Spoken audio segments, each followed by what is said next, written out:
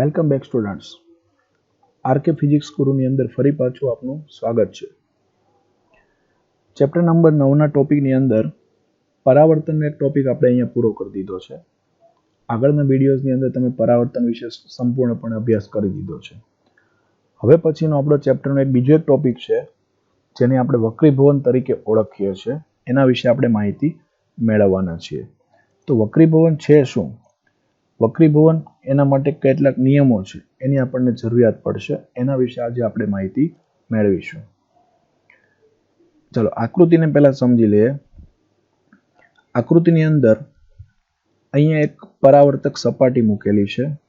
અત્યાર સુધી આપણે અરીસાનો ઉપયોગ કરતા હતા. આજે આપણે વક્રીભવનના નિયમો શીખવા છે તો એના માટે એક પરાવર્તક એટલે કાચની એક સપાટી છે જેમાં આરપાર આપણે જોઈ શકીએ છીએ એવી સપાટીનો ઉપયોગ કરેલો છે. સપાટી એમના ઉપર કોઈ પ્રકાશનું અહીંથી કિરણ આપાત કરીએ છીએ આપણે.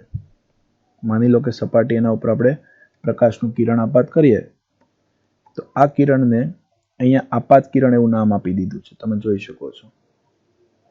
બરાબર, આપાત કિરણ આ રીતે કોઈ કિરણ આવે છે સપાટી પર. પણ અત્યાર સુધી તો આપણે એવી ચર્ચા કરી કે ભાઈ પરાવર્તક સપાટી હોય તો કિરણ અથડાય પાછું ફેંકાય. એટલે તરત જ આપણને મગજમાં એવું બેસી ગયું હોય કે તો પછી પારદર્શક સપાટી હોય તો કિરણ અથડાય એટલે સીધું બીજા માધ્યમમાં જ જતું રહેશે. પણ ના મિત્રો, એવું નથી થતું. એક સિમ્પલ ઉદાહરણ દ્વારા સમજીએ. ધારી લો કે ઘણી વખત આપણે નદી કિનારે ઊભા હોઈએ છીએ તો એવી પરિસ્થિતિની અંદર સૂર્યમાંથી આવતા પ્રકાશના જે કિરણો છે એ કિરણો તમારા ઉપર પડશે. એટલા માટે તમારું પ્રતિબિંબ પાણીની અંદર તમને જોવા મળશે. પણ એનો અર્થ શું એવો થયો કે કિરણો અથડાયા તમારા ઉપર, તમારામાંથી આપાત થયેલા કિરણો પાણીની સપાટી પર અથડાઈને પાછા ફેંકાય. પાછા ફેંકાયેલા કિરણો તમારું પ્રતિબિંબ રજૂ કરે છે. તો શું પાણી ગરમ નથી થતું? પાણી ગરમ થાય જ છે. તો યાદ રાખજો મિત્રો કે જ્યારે વક્રીભવનની વાત આવતી હોય ત્યારે પ્રકાશ જ્યારે બે માધ્યમની છૂટી પડતી સપાટી પર આપાત થાય ત્યારે એમાંથી અમુક ટકા પ્રકાશ પાછો ફેંકાશે. અમુક ટકા પ્રકાશ પાછો ફેંકાશે જ્યારે બાકીનો જે પ્રકાશ છે એ વક્રીભવન પામી અને બીજા માધ્યમમાં દાખલ થઈ જશે. એટલે અહીંયા આપણે કિરણ આપાત કર્યું, જેટલાના ખૂણે આપાત થયું એટલાના જ ખૂણે પરાવર્તન થઈ ગયું છે. અને હજુ એક કિરણને ધ્યાનમાં લઈએ કે જે નીચેના માધ્યમમાં દાખલ થઈ જાય છે. એટલે આ રીતની રચના તૈયાર થઈ. પણ આ વખતે ઉપરના બંને ખૂણા સમાન હશે પણ નીચેનો જે આ ખૂણો છે એ સમાન હશે નહીં. ઉપરના બંને ખૂણાને આપણે આઈ વડે બતાવ્યું છે. આઈ મતલબ ઇન્સિડેન્સ, આપાત. નીચેનો જે ખૂણો છે એ નીચેના ખૂણાને આપણે આર વડે બતાવ્યું છે. આર મતલબ બે વસ્તુ થશે. જો પરાવર્તન હોય અને એમાં આપણે આર બતાવીએ તો એને રિફ્લેક્શન બોલાય. પણ વક્રીભવનમાં જો આર બતાવીએ તો એને રિફ્રેક્શન બોલાય. રિફ્રેક્શન એટલે અહીંયા આર એને આપણે રિફ્રેક્શન તરીકે દર્શાવેલું છે. ચાલો તો વક્રીભવન એની વ્યાખ્યાને આપણે સમજી લઈએ. વક્રીભવન એની વ્યાખ્યા શું કહે છે એ વસ્તુને આપણે સમજવાનું છે અહીંયા. અને પહેલી બાબત એ યાદ રાખજો કે વક્રીભવન એની સાથે સંકળાયેલા જે કઈ નિયમો છે એ નિયમો આપનાર વૈજ્ઞાનિક એનું નામ છે સ્નેલ. સ્નેલ નામનો જે વૈજ્ઞાનિક છે એ વૈજ્ઞાનિક એણે વક્રીભવન સાથે સંકળાયેલા નિયમોની ચર્ચા કરેલી. એટલે એ નિયમોને આપણે સમજીએ. એમાંનો પહેલો નિયમ, જેમ આપાત કિરણ માટે પરાવર્તન માટેના જેમ નિયમો હતા એવો જ એક નિયમ છે અહીંયા વક્રીભવનનો પહેલો નિયમ. નિયમની અંદર વાત એવી છે કે આપાત કિરણ, વક્રીભૂત કિરણ અને સપાટીને દોરેલો લંબ આ ત્રણેય એક જ સમતલમાં હોય છે. બરાબર, ત્રણેય એક જ સમતલમાં હોય છે. ફરી પાછું તમને જે સ્ક્રીન દેખાય છે એ તમારા માટે એક સમતલ છે. એટલે ત્રણે ત્રણ એક જ સમતલમાં છે. બીજો નિયમ છે બે માધ્યમો એના માટે જો વિચારતા હોય તો આપાત કોણના સાઇન, આપાત કોણના સાઇન, સાઇન મતલબ સાઇન, કોસ, ટેન એ બધા વિધેયો છે ત્રિકોણમિતીય, એમાંથી આપણે સાઇન વિધેયનો ઉપયોગ કરીશું. સાઇન એને આપણે ખૂણાની દ્રષ્ટિએ ધ્યાનમાં લેવાનો છે. પછી બીજું છે વક્રીભૂત કોણના સાઇન. આપાત કોણના સાઇન અને વક્રીભૂત કોણના સાઇનનો ગુણોત્તર અચળ હોય છે. આ ગુણોત્તર જે છે આપાત કોણના સાઇન મતલબ ધારો કે અહીંયા ખૂણો છે i, તો આપણે ધ્યાનમાં લઈએ તો એને લખાય સાઇન i. પછી વક્રીભૂત કોણ છે આપણી પાસે r, તો એને લખાય આપણે સાઇન r. એટલે સાઇન i અને છેદમાં સાઇન r લઈએ તો એ જે ગુણોત્તર મળશે આપણને એ ગુણોત્તર અચળ હશે. પણ હવે યાદ રાખજો, આ જે અચળ ગુણોત્તર છે એને માધ્યમ 2 નો માધ્યમ 1 ની સાપેક્ષે સાપેક્ષ વક્રીભવનાંક બોલાય. સાપેક્ષ વક્રીભવનાંક. વક્રીભવનાંક બે પ્રકારના હોય, સાપેક્ષ અને નિરપેક્ષ. સાપેક્ષ એટલે જ્યારે બેની કમ્પેરિઝન હોય તો સાપેક્ષ, અને નિરપેક્ષ શૂન્યાવકાશની સાપેક્ષે વાત હોય તો નિરપેક્ષ બોલાય છે. જેને દર્શાવવાનું છે તમારે n21 વડે. n એટલે વક્રીભવનાંક, જેને આપણે હકીકતમાં બોલીએ તો એને બોલાય ઈટા. ઈટા 21. તમારે અહીંયા 21 નો મતલબ સમજવાનો છે. 21 નો મતલબ શું? તો પાછળ 1 છે, આગળ 2 છે. તો યાદ રાખજો, જેની સાપેક્ષે આપણે ચર્ચા કરતા હશું, ધારો કે માધ્યમ 1 ની સાપેક્ષે હોય તો તમારે માધ્યમ 1 ને પાછળ લેવાનું છે. માધ્યમ 2 ની સાપેક્ષે હોય તો માધ્યમ 2 ને પાછળ લેવાનું છે. એટલે જેની સાપેક્ષે ચર્ચા ચાલતી હોય એને તમારે પાછળ દર્શાવવાનું છે. અહીંયા માધ્યમ 2 એનો માધ્યમ 1 ની સાપેક્ષે છે. માધ્યમ 1 ની સાપેક્ષ માટે માધ્યમ 1 ને આપણે પાછળ બતાવ્યું છે.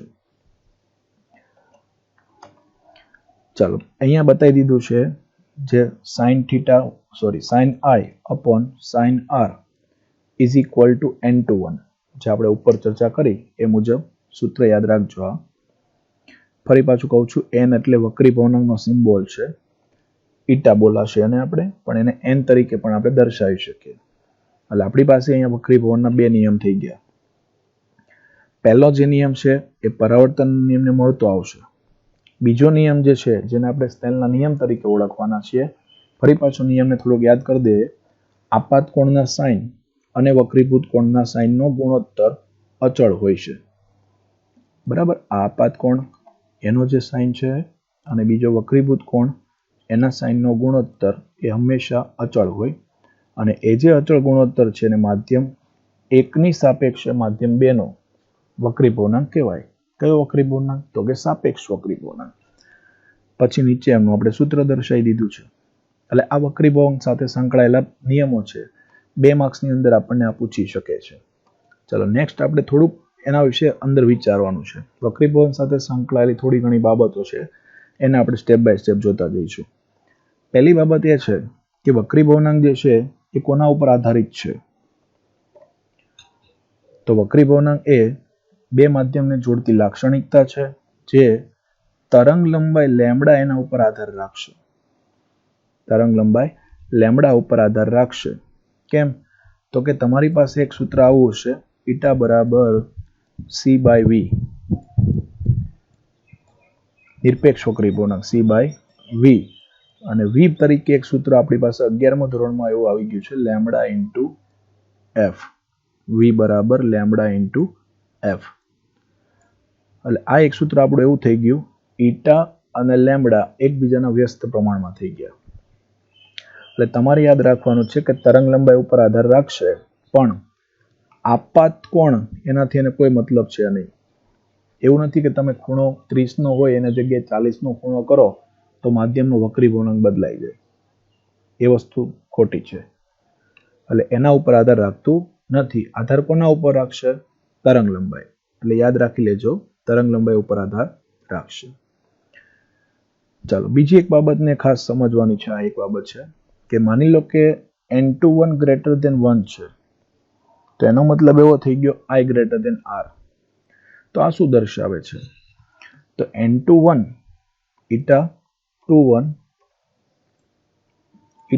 એટલે માધ્યમ 1 ની સાપેક્ષે માધ્યમ 2 નો સાપેક્ષ વક્રીભવનાંક, જેને આપણે હજુ એક સૂત્ર વડે બતાવીએ તો ઈટા 2 બાય ઈટા 1 વડે પણ દર્શાવી શકીએ.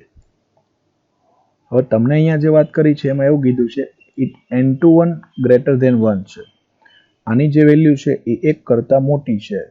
એટલે મતલબ એવો થઈ ગયો કે n2/n1 ગ્રેટર ધેન 1. આ પદને નીચેથી ઉપર લઈ જાઓ તો એનો મતલબ થઈ ગયો n2 greater than n1. n2 greater than n1. n1 કોને કહેવું અને n2 કોને કહેવું? તો ખાસ યાદ રાખવું મિત્રો, પ્રકાશ જ્યાંથી આવતું હશે એ તમારું પહેલું માધ્યમ થશે અને જેમાં દાખલ થાય એ તમારું બીજું માધ્યમ થશે. તથા ખાસ નોટ ડાઉન કરજો, જેનો વક્રી ભવનાંક વધારે એ માધ્યમ વધારે ઘટ્ટ હોય. જેનો વક્રી ભવનાંક વધારે એ માધ્યમ વધારે ઘટ્ટ હોય. તો હાલમાં આપણી પાસે વાત એવી થઈ ગઈ કે પહેલું માધ્યમ જે છે એ પાતળું છે અને બીજું માધ્યમ જે છે એ ઘટ્ટ છે. મતલબ એવો થયો કે ભાઈ તમારું જે કિરણ છે એ કિરણ માધ્યમ 1 માંથી માધ્યમ 2 માં જાય, એટલે કે પાતળા માધ્યમમાંથી જ્યારે ઘટ્ટ માધ્યમમાં જાય ત્યારે તમારે યાદ રાખવાનું છે કિરણ લંબ તરફ વળાંક લેશે. એટલે યાદ એવું રાખજો કે જો કિરણ પાતળામાંથી ઘટ્ટમાં જાય તો કિરણ લંબ તરફ ત્રાંસુ થાય. એના કરતા ઉલટી વાત કરી શકીએ કે જો n21 લેસ ધેન 1 હોય તો ખૂણો I તમારો નાનો હશે અને ખૂણો R મોટો હશે. મતલબ શું થયો કે પહેલું માધ્યમ જે છે એનો વક્રી ભવનાંક એના કરતા બીજા માધ્યમનો વક્રી ભવનાંક જે છે એ વક્રી ભવનાંક ઓછો હશે. મતલબ એવો થયો કે પ્રકાશનું કિરણ એક ઘટ્ટ માધ્યમમાંથી પાતળા માધ્યમમાં આવે છે. જો પ્રકાશનું કિરણ ઘટ્ટ માધ્યમમાંથી પાતળા માધ્યમમાં પ્રવેશતું હોય તો યાદ રાખવું તમારે એ કિરણ તમારું હંમેશા લંબથી દૂર જશે. માનો કે હું અહીંયા રચના બતાવું છું. ધારો કે આપણે સપાટી ઉપર આ લંબ દોરીએ છીએ. હવે અહીંયાથી માનો કે કોઈ કિરણને આપણે આપાત કર્યો આ રીતે. ઉપરનું માધ્યમ જે છે એ માધ્યમ ધારી લો કે પાતળું છે. બરાબર, ઉપરનું જે માધ્યમ છે એ માધ્યમ પાતળું છે અને નીચેનું જે માધ્યમ છે એ માધ્યમ ધારી લો કે ઘટ્ટ છે. મતલબ એવો થયો કે પ્રકાશનું કિરણ ધારો કે પાતળામાંથી ઘટ્ટમાં આવે છે તો નિયમ પ્રમાણે જોવા જઈએ તો આ કિરણને હકીકતમાં આપણે હજુ પણ આગળ ખેંચી લઈએ તો આ કિરણ હજુ પણ આ રીતના આગળ જવું જોઈએ, પણ એના બદલામાં એક કિરણ અહીંથી વળાંક લઈ લેશે ને આ તરફ આવી જશે લંબ તરફ. એટલે તમે જોઈ શકો જવું જોઈતું હતું આટલાના ખૂણે પણ એના કરતા જાય છે આટલાના ખૂણે. મતલબ પાતળામાંથી જ્યારે ઘટ્ટમાં આવશે તો એવી પરિસ્થિતિની અંદર લંબ તરફ ત્રાંસુ થાય. તો દેખીતી વાત છે મિત્રો, આના કરતા ઉલટું થાય. ઘટ્ટમાંથી પાતળામાં જાય તો એક કિરણ તમારું લંબથી દૂર જશે. એટલે આ પણ યાદ રાખજો, મોટાભાગની થિયરીમાં તમને જરૂર પડશે. ચાલો નેક્સ્ટ સિચ્યુએશન ઉપર આવી જઈએ. ધારી લો કે ભાઈ n21 બરાબર 1 છે.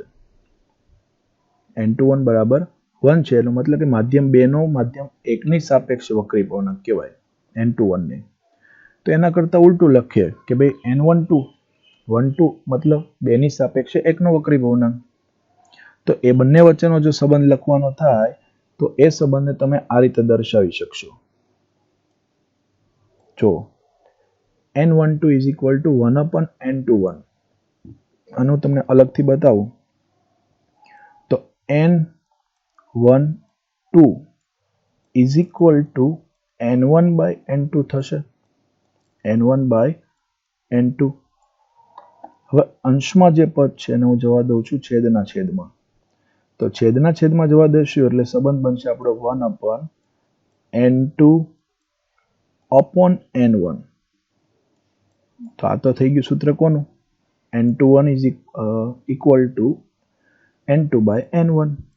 એટલે આ સૂત્ર થઈ ગયું તમારું 1/n21 નું. કોના બરાબર? n12 બરાબર, જે આપણે અહીંયા દર્શાવ્યું છે. હવે માનો કે આ પદ જે છે એને છેદમાંથી હું અહીંયા અંશમાં લઈ લઉં તો ગુણાકાર થશે. ગુણાકાર થાય તો આને આપણે આમ પણ લખી શકીએ n21 ગુણ્યા n12 is equal to 1, n21 ગુણ્યા n12 ઇઝ ઇક્વલ ટુ 1. મતલબ આ બંને એકબીજા કરતા વ્યસ્ત છે. n12 અને n21 એ બંને એકબીજા કરતા વ્યસ્ત છે. તો ઉપર અહીંયા બીજો એક સંબંધ પણ આપણને આપેલો છે, એ સંબંધને આપણે સમજીએ. એમની અંદર જો ચર્ચા કરવા જો સંબંધ આપણને આપ્યો છે n32. n32 એનો મતલબ શું થયો? તો કે n32 એટલે એમ કહી શકીએ આપણે માધ્યમ 2 ની સાપેક્ષે માધ્યમ 3 નો વક્રી પૂર્ણાંક કહેવાય. પણ જો એને આપણે અલગથી લખવું છે તો આ રીતે લખી શકીએ કંઈક. એમાં શું છે? તો પહેલું છે તમારી પાસે n31. n31 બરાબર n3/n1 ગુણ્યા n12. n12 બરાબર n1/n2. ચાલો હવે તમે જોઈ શકો આ બંને સમાન છે એટલે કેન્સલ આઉટ. તો વધ્યું તમારી પાસે n3/n2. n3/n2 is equal to n32, જે અહીંયા દર્શાવ્યું છે આપણને. એટલે આ ટાઈપના એમસીક્યુ ઘણી વખત તમને બોર્ડની પરીક્ષાની અંદર મળી જાય છે. ચાલો નેક્સ્ટ પરિસ્થિતિ સમજીએ. તો આમની અંદર ખાસ કરીને તમને આ રીતનું ઘણું બધું આપેલું હોઈ શકે. માનો કે પરિસ્થિતિમાં તમને એવું આપે n32 છે એની જગ્યાએ તમને એવું આપી દે સપોઝ કે અહીંયા એવું આપે n51.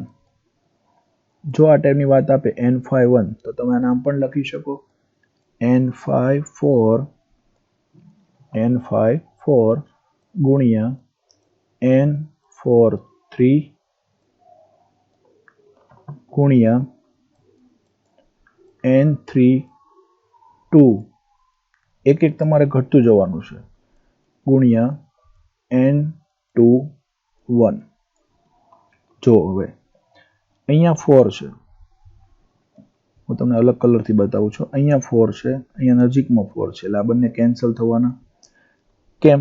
તો n54 is equal to n5/n4 લખાશે ગુણ્યા અહીંયા આવશે n4/n3 એટલે આ બંને તો ઉડવાના જ છે. તો એ રીતના બધા નજીક નજીક તમે ઉડાડતા જશો તો અહીંયા 3 છે, અહીંયા 3 છે, અહીંયા 2 છે, અહીંયા 2 છે, તો વધે છે અહીંયા 5 અને અહીંયા વધે છે 1 ઇઝ ઇક્વલ ટુ 51. એટલે આ રીતે તમને કોઈ પણ વસ્તુ આપેલી હોય તો તમે એને દર્શાવી શકો છો. થેન્ક યુ મિત્રો.